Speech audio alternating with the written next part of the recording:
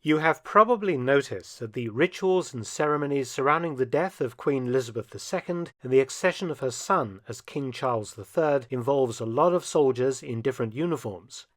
It is quite a dizzying and confusing spectacle.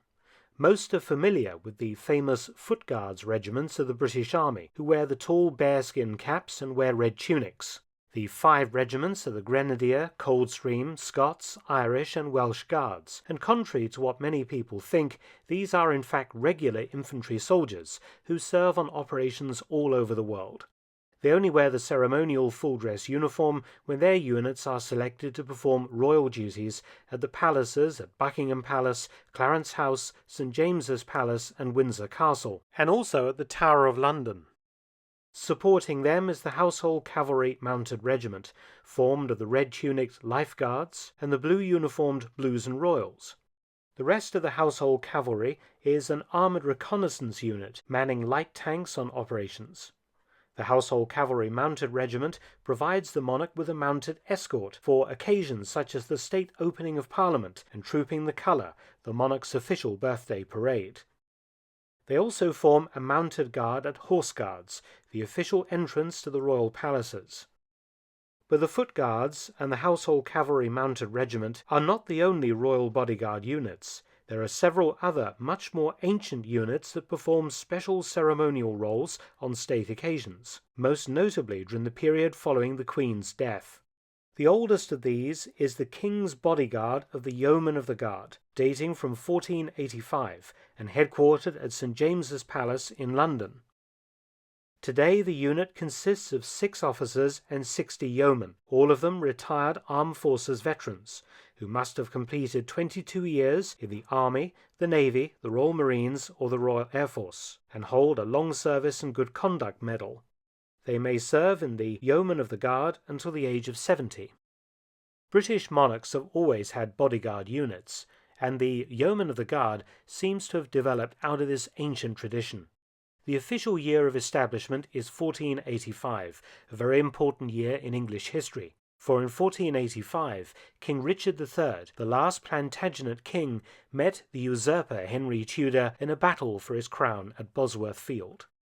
As well as his noble knights and archers, Richard also had a special bodyguard of 138 yeomen. Henry Tudor, likewise, also had a small force of yeoman bodyguards in addition to his knights and other soldiers. Richard III famously lost the battle, being killed as he valiantly charged forward to try and engage Henry in one-to-one combat, and Henry took the crown, declaring himself King Henry VII, the first monarch of the House of Tudor.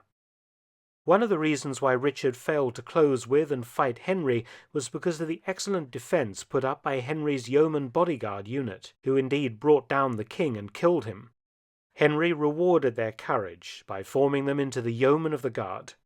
The size of the guard grew to 300 yeomen under his son Henry VIII, but was later scaled back due to financial considerations.